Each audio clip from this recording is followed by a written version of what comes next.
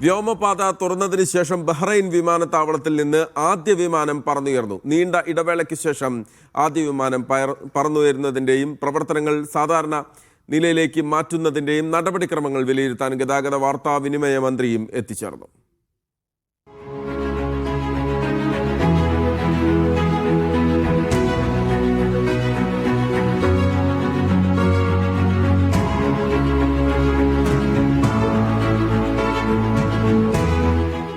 നാൽപ്പത് ദിവസങ്ങൾക്ക് ശേഷം ബഹ്റൈൻ അന്താരാഷ്ട്ര വിമാനത്താവളത്തിൽ നിന്ന് ആദ്യ വിമാനം പറന്നുയരുന്ന കാഴ്ച.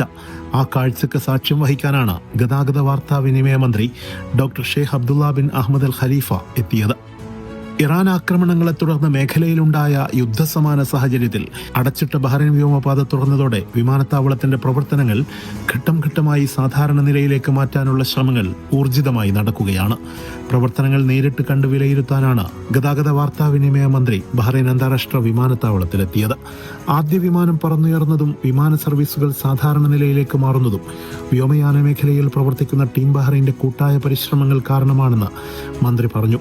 സുരക്ഷിതമായ യാത്രകൾക്കായി വിമാനത്താവളം സജ്ജമാണെന്നും വിമാന സർവീസുകൾ ഘട്ടം ഘട്ടമായി പുനരാരംഭിക്കുമെന്നും അദ്ദേഹം വ്യക്തമാക്കി.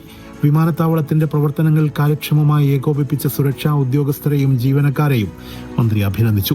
വ്യോമപാത അടച്ച ഘട്ടത്തിൽ ബഹ്റൈന് നൽകിയ സഹകരണത്തിന് സൗദി അറേബ്യയോട് കടപ്പാടും നന്ദിയുമുണ്ടെന്ന് മന്ത്രി പറഞ്ഞു.